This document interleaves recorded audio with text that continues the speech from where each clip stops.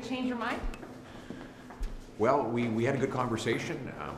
My message, of course, to the Prime Minister is that people can't afford to pay anymore, that they're tapped out, their grocery bills, their rent is too high after 10 years of excess spending. So I shared my view that we need the government to bring down its inflationary deficits and taxes.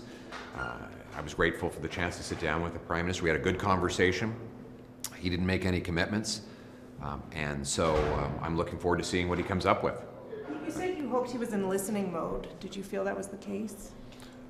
I think we both were. We had a good back and forth, and we shared our respective views. I'm not going to report to you anything that he said because that was in the four walls of the room. I can only speak for myself, and I reiterated that we need this to be an affordable budget. We've seen over the last 10 years of Liberal deficit spending is driven up the cost of living and driven down investment in our country. So my message is it's time to reverse course on the costly decade of deficit spending that has given us more expensive food and housing. The Canadian people deserve a break. The cost of government is driving up the cost of living, and so if the Prime Minister is serious about making Canada a more affordable country, then he needs to bring forward an affordable budget. Do you get the sense this is a budget that you can support? Sorry, go ahead. We can take both. Okay, Yeah. you go first. Do you get the sense that this is a budget you could support? I haven't seen anything, so, but I've sort of laid out my conditions for the party, and we'll see what he comes up with. I mean, history, though, is that opposition parties, official opposition parties, do not support the budget. I mean, you just don't. It's not part of your job. So do you know what I mean? Do you see a world in which this is possible for you? The world would be, it's an affordable budget that gets rid of taxes, excess taxes on investment, home building, work, energy, that brings the deficit down to the level that the Liberals promised only a year ago.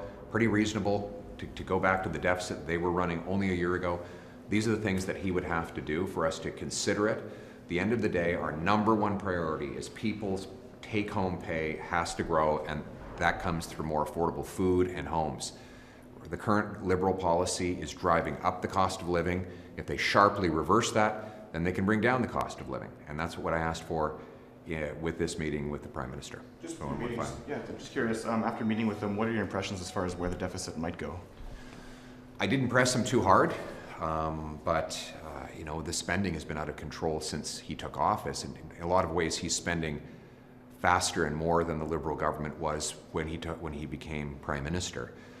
Spending on the bureaucracy is up 6%, on consultants is up 37%.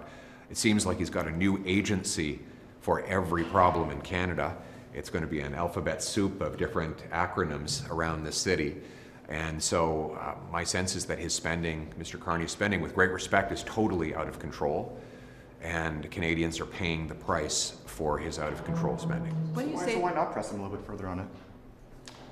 Well, I didn't expect I would get an answer to that question in this meeting. And if I did, I'm not going to repeat things he said to me in private anyway. There seems to be like a shift in the narrative where it used to be the job of the government was, in a minority situation, was to convince the opposition to support the budget. And instead it's become, it is the opposition's fault if you don't support the budget. And I just wonder if you could reflect on that tension, like this idea that if Canadians truly do expect, in a minority situation, everybody to work together, then where is it with all your parties to sort of sit down and hammer this out, or who owns that ultimately?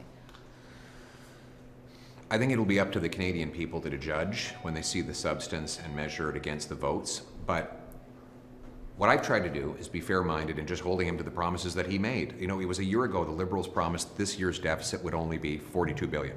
So I don't think it's that unreasonable to expect that they would keep that cap. He said he would be judged by the prices at the grocery store. Well, those prices are rising at 4% now, twice the Bank of Canada's target rate. My goal is to bring that food price inflation down. He said that he would make he would create jobs. So we're putting forward policies that would actually do that. So I think we've been very reasonable in basically insisting that the Prime Minister live up to the very big promises that he made of himself. And for me, the biggest and most important promise of it all is that people can actually start to afford their lives again. Do you get the sense he wants an election out of this? We didn't discuss that, but All right, thanks very much, everybody. Thank you very much.